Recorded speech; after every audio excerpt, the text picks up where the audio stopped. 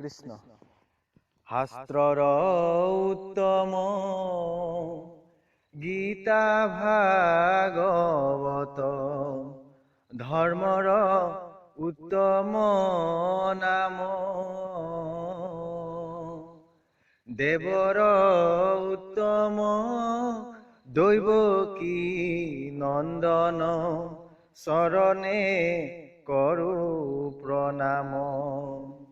ৰামদেৱৰ উত্তম দৈৱকী নন্দন, চৰণে কৰো প্ৰণাম।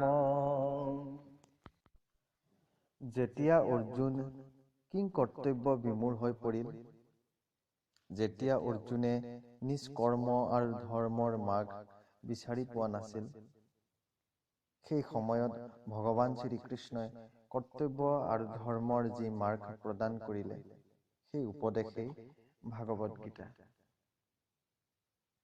গীতা জ্ঞান, কৰ্ম আৰু ভক্তিৰ গংগা, যি যুগ যুগ ধৰি এই পৃথিৱীত বৈ আছে। আমাৰ যিকোনো প্ৰশ্ন, আধ্যাত্মিক, সাংসাৰিক আদি সকলো প্ৰশ্নৰে উত্তৰ গীতাত আছে। ভগৱানক পোৱাৰ উপায় কি? সংসাৰত মানুহে কিদৰে জীয়াই থাকিব?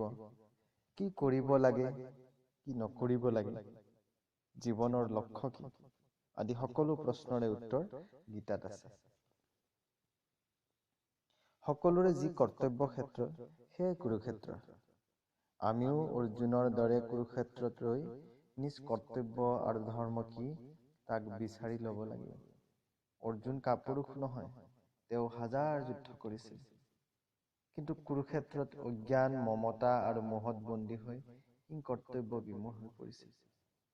বাস্তৱত অৰ্জুন সকলো জীৱাত্মাৰে প্ৰতীক, যিজন জিজ্ঞাসু, যিজনে জীৱনৰ বাটত নিজৰ লক্ষ্যস্থান বিচাৰি আছে।